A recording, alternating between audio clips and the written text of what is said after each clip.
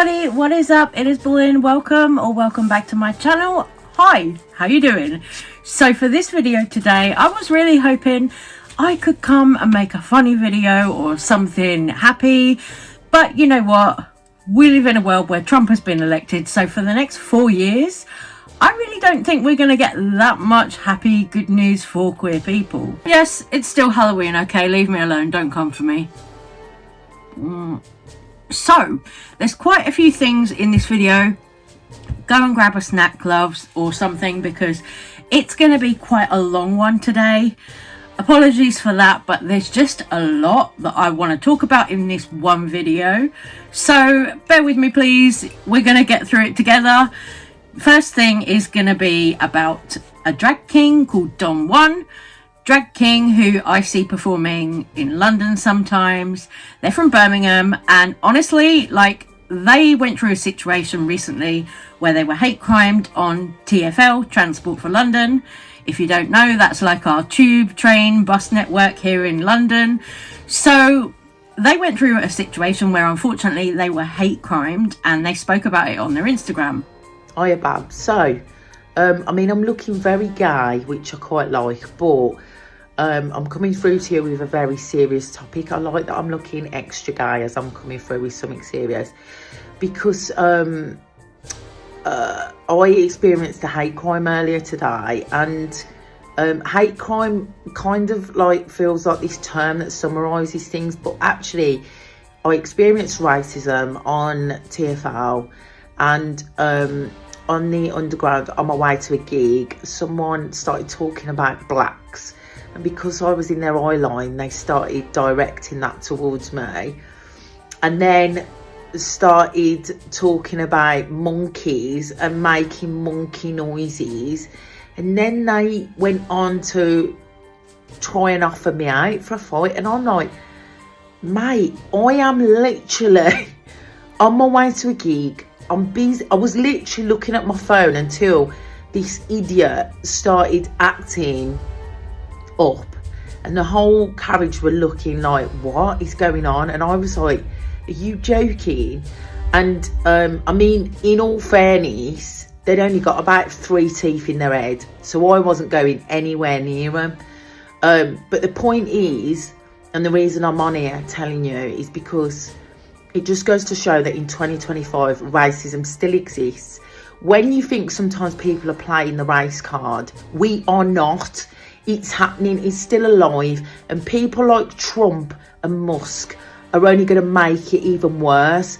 Think about it, and think about what you can do as individuals to make safe spaces for people that are experiencing these kind of hate crimes. And I'm not just talking about me as a black person, I'm talking about the fact that I'm queer, the fact that I'm gender non-conforming, the fact that there are trans hate crimes, the fact that there are so many things happening, and all of this is being seen as okay.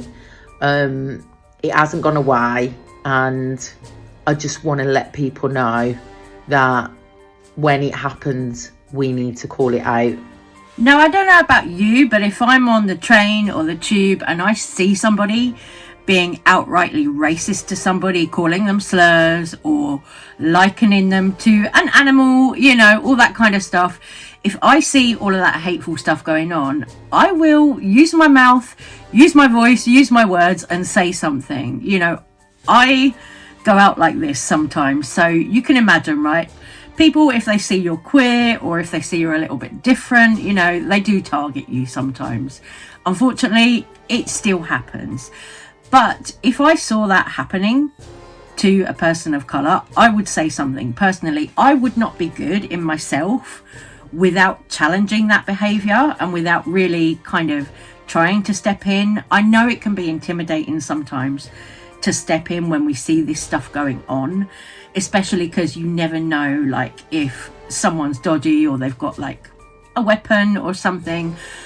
But I personally like to think that I would speak up in that situation. I would say something, at least even if it was just like, hey, leave that person alone or something. I would say something, because it's not right. You know, to target somebody for the colour of their skin, that's something that they really can't help. You know, to target somebody for the colour of their skin while they're just going about their day on public transport is not okay. Never. You know, when is that ever okay to do that? We live in 2025 and this crap is still happening. And it reminds me as well, because I went up to London like 2 days ago, and what makes me laugh about this situation happening on London transport is all the train stations, tube stations, they've got these signs up that say we don't tolerate hate crime with a blue hand. And like, you're thinking, well, hang on a minute, you do, because how come hate crimes are happening to people, members of the public, on TfL, going about their day, trying to get from A to B, doing their journey, and they're being hate crimed racially, or whether it's about their sexuality, whatever, they're being hate crimed, and you're not doing anything, you're not intervening, you know, there's no TfL staff intervening. So like, the whole we don't tolerate hate crime hand sign, it's a little bit bullshit. Okay, maybe they mean they won't tolerate hate crime towards their staff, but what about the public? What about people who are just taking the transport? Where's the protection for us? On that note, there is one more thing that I really want to say as well, because one evening I was coming home using TfL. I was coming home on like trains and tubes. I was working that day 2 hours away from where I live, and I was using the public transport to come home, as you do. So I came out of work, I think it was about 7:30, 8 p.m, maybe a little bit earlier. Came out of work, I was at Oxford Circus, went down to the tube, and as I was going down the steps, somebody actually like pickpocketed me in my backpack.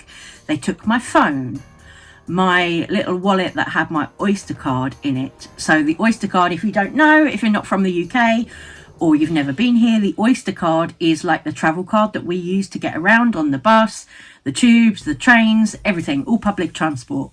So they took my wallet with my phone, my Oyster card, and also my bank card in it. So I had no access to phone, no access to money, no access to my Oyster card to travel around on. 2 hours away from home. And obviously the guys run off, you know, dipped in my bag, run off, and I was left with, you know, nothing, no way to get home. So I went down the stairs to the tube station and I said to the staff who were working there, look, I'm really sorry, I'm trying to get home, I've just been mugged, I've got no way to pay for public transport, I've got no phone to call an Uber or anything like that. Can you help me with getting home? I need to like get through the gates here, get through the barrier at this station so that I can get on a train and begin my journey home, blah, blah, blah. They were really unhelpful, and they actually just said, oh, have you got a crime number? Like that. And I said, no, I don't have a crime number. It literally just happened to me. It literally just happened. I've had my phone taken, my money, everything is gone. And I literally at that point had to empty out my little backpack and show these men working for TfL that I did not have any money, any bank card, any Oyster card, any phone, so that they would then let me through the barrier to get on the train to start a journey home. And I had that experience at every train station on my way home. Every time I went to swap trains to get home on my 2 hour journey, I was having to, you know, prove that I'd been mugged. Now, okay, it was a phone and it was my wallet and, you know, my bank card, which of course I cancelled as soon as I got home. But if that had been, you know, somebody doing that to me with a weapon, what would have happened? You know, would those men have just stood there and gone, oh, have you got a crime reference number? It's, you know, it's the principle of it. You know what I mean? As a woman, me, I now don't feel safe travelling alone on London transport. It's really, really bad. You know, I went up to London the other day, but I made sure that I went in daytime because I don't feel safe anymore. You know, if you can be mugged or worse, and all the staff at the station will do is say, oh, have you got a crime reference number? Well, that's not really helping anyone. That's not making sure that women or queer people or any people of colour are being looked after. That's not making sure that anybody is safe. So what? You can just be mugged and you can just be hate crimed on the transport and they don't care. And this next thing is also something that's not really like jolly or pleasant, but it's something that we got to talk about because I came across this lady on TikTok. She's from Michigan and she was talking about how she's really afraid of having her marriage, which is a same-sex marriage, revoked. So they're going to overturn gay marriage, which we knew. We knew. This is not a surprise to any of us. And I'm sitting here thinking about it and what that means for me and my family and my wife. And I'm like, okay, these things are going to have to change, you know, and I need to worry about my youngest child's birth certificate and just making sure that everything's all set. And I don't want, you know, any parenting rights to be lost, that kind of thing. And I'm thinking of all the things that I need to do and to have secure.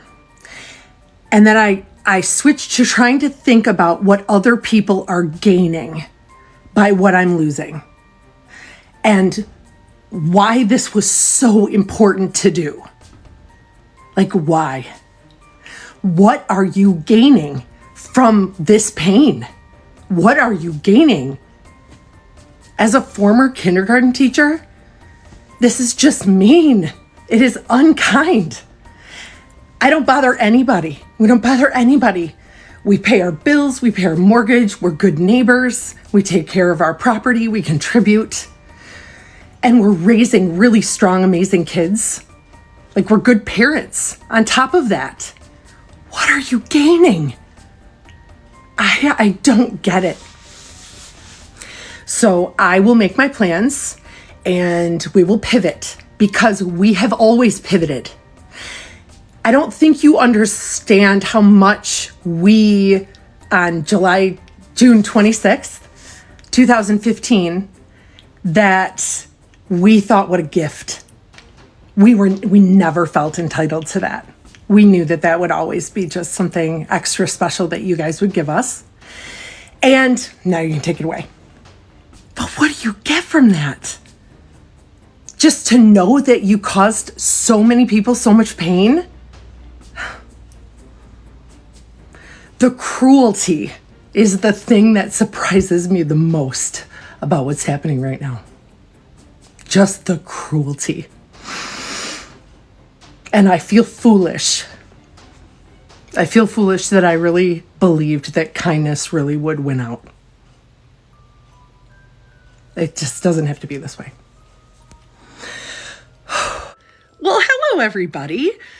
Yesterday, I posted a video expressing my frustration over a Michigan senator's desire to have the U.S. Supreme Court look at overturning the same-sex marriage decision of 2015, and the outpouring of love and support for my family and families like me was truly overwhelming.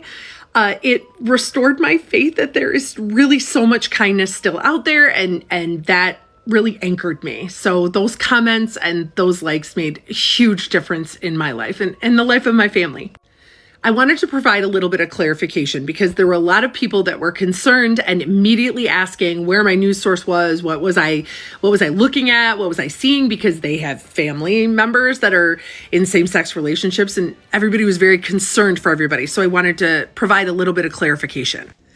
Yesterday, a senator from Michigan, Josh Scriver, wants the U.S. Supreme Court to actually revisit same-sex marriage decision to determine if it really is unconstitutional.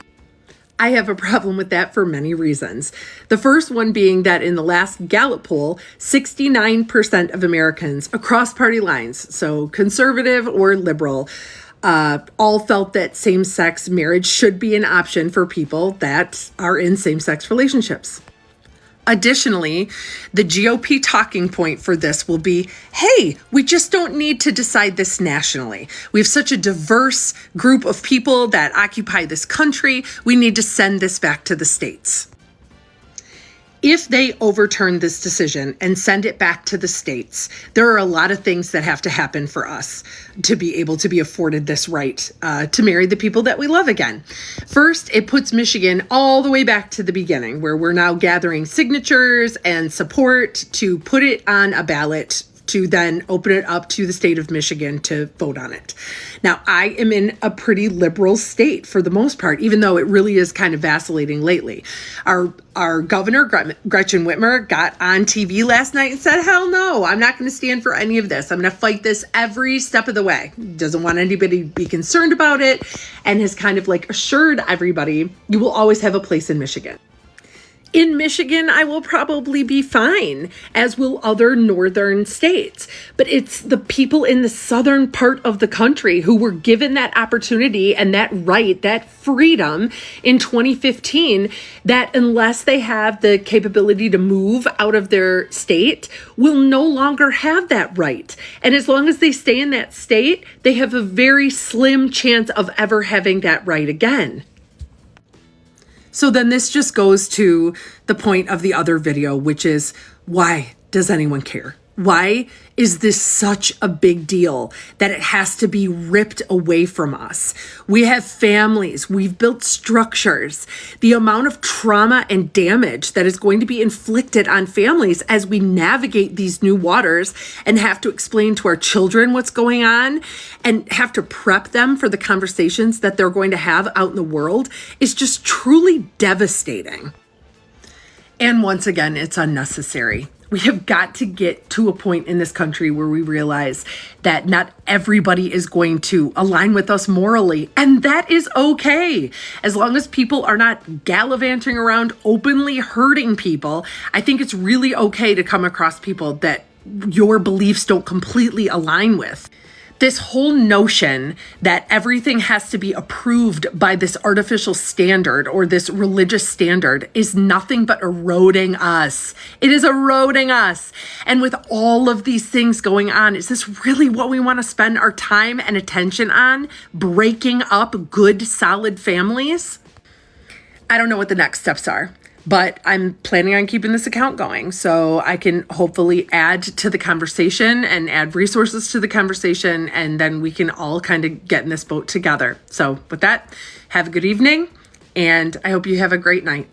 This is so frustrating. It made me really angry and really upset when I first saw it because, as a lesbian myself, people have fought for our right to get married, and now they're threatened with having that taken away from them, as if it wasn't bad enough in the world with everything that's going on targeting transgender people, their rights being taken away. We've now got this. Let's come for the gay people's marriage as well.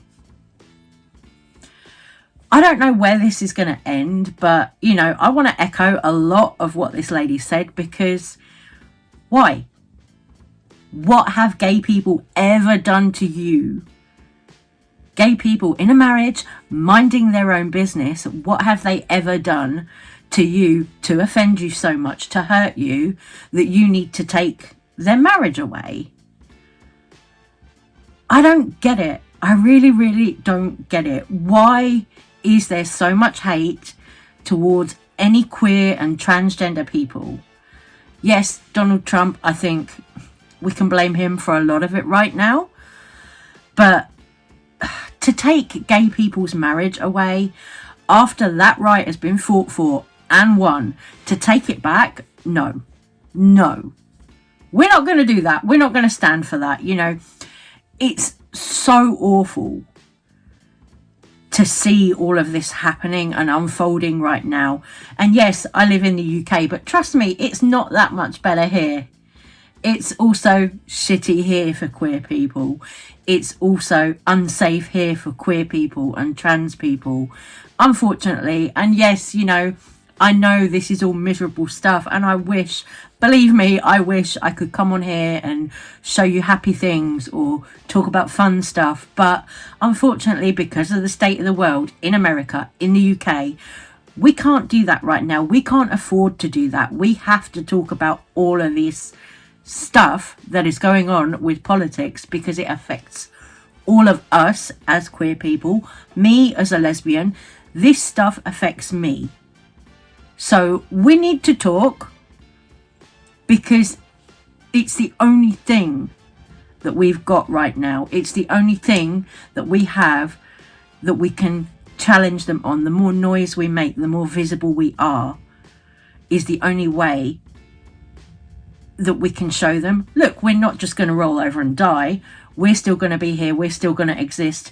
And nothing that you say is going to stop us from existing. I hate it. You know, I never set out to start this channel to talk about anything really political. I hate it, but I have no choice. I'm gay. I'm a lesbian. I've got to come here and talk about this stuff because these fucking idiot politicians are trying to take all of our rights away. So here we are. And now for something a little bit different, we're going to move on and talk about Pandora Knox and TT Bang. Now, if you don't know, TT Bang is a drag queen who works in London, has worked in London for the last kind of 10 years or so. Pandora Knox, winner of Drag Race Germany. Pandora had to recently address a comment about, oh, women can't do drag, you know, the usual misogynistic crap. Yes, it is. Since drag is also about breaking gender stereotypes, as you said, it doesn't make sense to put gender stereotypes on an art form that is also based on this. So it doesn't matter what you have or don't have between your legs. Please do your research, because I'm getting tired of explaining the whole thing all over again and again and again and again and again. Thank you. Gay men have not stood up with women for reproductive rights whatsoever. Let's get controversial. Here are 3 of the most misogynistic experiences I've ever had as a cis female drag queen. My name's TT Bang. I've been doing drag for 10 years and have I got some tea for you. I'm going to preface this by saying I love gay men. They're my best friends, they're my biggest allies, and they are my biggest supporters.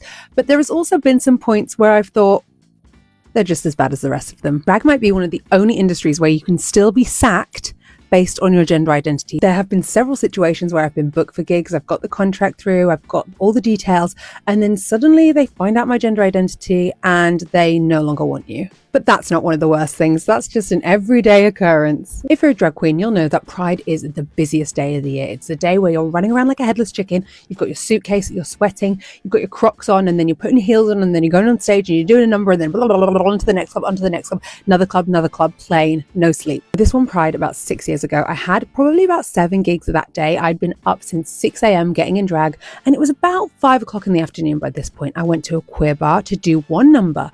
In this bar, they were doing like a dragathon where they just had drag non-stop. I turn up, and just before me, there's a gorgeous burlesque performer who does her thing. And after the burlesque performer comes off stage, a man heckles from the crowd, "We didn't come here to see women." This is the perfect example of how some cis gay men often think that they have dominance over queer spaces. Lucky for me, I came completely prepared, because what he didn't know is I was about to perform Man I Feel Like a Woman by Shania Twain, strip off out of my gown and reveal a phallic member which I would swing around like a windmill. I put my all into that performance. There was like a defiance that came over me as soon as I heard him said that he did not come here to see women. I made sure that during my number I exposed as much of my womanly body as I possibly could, including my bare chest, because drag to me is an act of rebellion. Drag is protest, whether you like to believe it or not. It comes from protest. And in that moment, I was protesting. Gay men feeling like they own queer spaces is nothing new, but the next story is a little bit more serious. It should probably come with a trigger warning of some sort, so be prepared. I was go-going along with about 10 other performers in one of the most famous nightclubs in London on the main stage in the main room. And I was go-going alongside an artist who I'd never worked with before, who was, I'm not going to name names. They had kind of been talking to me in a way where I was getting some like intrigue, but they were being very indirect about things. And what I came to realize is that maybe they were intrigued by my gender identity. Now, it's not uncommon for me to have experiences where people come up to me and say, "Are you a boy? Are you a girl?" when I'm in drag. And most of the time my answer is, I don't know, do you know? Because gender is complicated, and a nightclub is not the place to have a conversation about the nuances of gender. But this performer decided that while we were on stage go-going in front of at least 1,000 people, they would take their hand and place it Yeah, they basically placed their hand as close to inside of me as they could. And afterwards I asked them, why did you do that to me on stage? And they said, well, I wanted to know if you're a boy or a girl. So I've stopped TT's TikTok there for a reason, because what happened to TT isn't in any way an isolated incident. I've actually had that happen to me. A very similar thing happened to me myself when I was just going out to a club. I was just, a punter. I was just a customer watching the drag shows, whatever, I was in a wig, in a drag look, whatever. And a man decided to grab my hand, force it down his trousers onto his crotch. For what? Maybe because he wanted to know if I was a man or a woman. But, you don't just essay somebody because you want to know if they're a man or a woman. You know what I mean? So, very similar thing to what happened to TT there also happened to me. And I'm also well aware that there are so many other female drag queens that this has happened to, because people just feel like it's their right to touch their body and do what they want. I've spoken to performers who've had very similar things happen to them. For what? It is none of your business what somebody who presents a certain way is doing in a queer venue. It is none of your business to assault somebody because you're not sure of their gender. For God's sake, we're supposed to tolerate each other, accept each other. We're supposed to be a loving queer family. But really, are we? When stuff like this happens quite regularly, are we?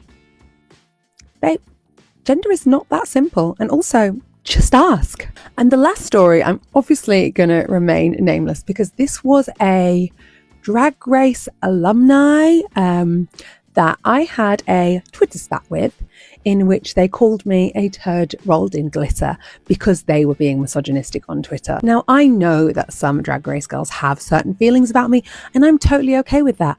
I'm willing to have dialogue. I know that I'm outspoken and I can be a goey little shit sometimes, but then coming back and being misogynistic towards a performer when you're working in the same industry and there is no respect there is completely inappropriate. And to know, most Drag Race girls are lovely. Some of my best friends are Drag Race girls.